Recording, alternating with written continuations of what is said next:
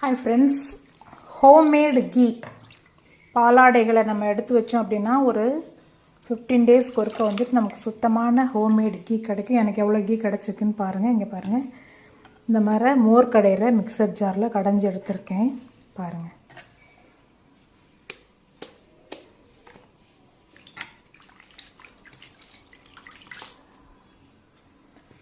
Ice water ice Gibbs போட்டு நம்ம எடுத்தோம் அப்படின்னா நமக்கு வந்துட்டு கீ ஈஸியாக கிடச்சிரும்.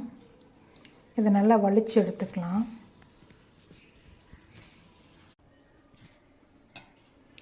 மூடி வச்சு முடிச்சு வச்சதெல்லாம் காத்து அடிச்சு கரைஞ்சு போனது என்ன. ஆனால் அந்த வெண்ணெய் மட்டும் தண்ணியில் கரையாது.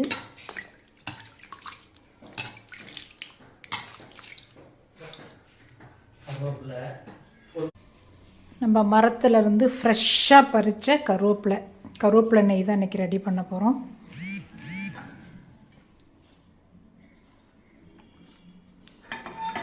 ஒரு சில்வர் பாத்திரத்தை சிம்மில் வச்சுருக்கேன். இப்போ இந்த வெண்ணெயை அப்படியே எடுத்து இதில் போடலாம்.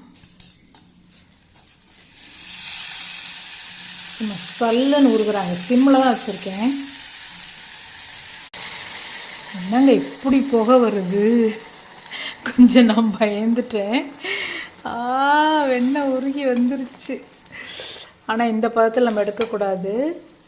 பாருங்கள், சூப்பராக அப்படியே உருகிட்டு இருக்காங்க. சிம்மிலே வச்சு பண்ணுங்கள் வெண்ணெயை. அப்போ தான் மடலாக நமக்கு வந்து வெண்ணெய் கிடைக்கும். சிம்லே இருக்கட்டும். இப்போ ஓரளவுக்கு வந்து உருகிருச்சு. அதனால் நம்ம வந்து அடுப்பை வந்து மெயினில் வச்சுக்கலாம்.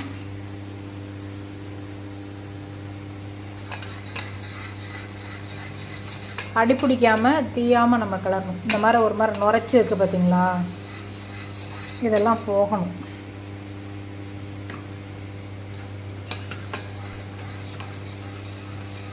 மல்லிகை மொட்டு மனச தொட்டு மயக்குதடி மானே, மந்தார செடி ஓரத்திலே மாமன் மயக்குற. நல்ல அழகாக பொங்கி வருது பாருங்க. வெளியில் வாங்குறப்ப டால்டா சேர்க்குறாங்களா, ஒரிஜினல் நெய் தானா அப்படின்னு நம்ம வந்து சின்னதாக கவலைப்படுவோம். அந்த கவலையே தேவையில்லை. ஒரு பிஞ்ச் சால்ட்டு போட்டுக்கலாம். பாருங்கள், பால் வாசம் போய் நெய் வாசம். இந்த ஸ்டேஜில் கருவேப்பிலையை போடுங்க.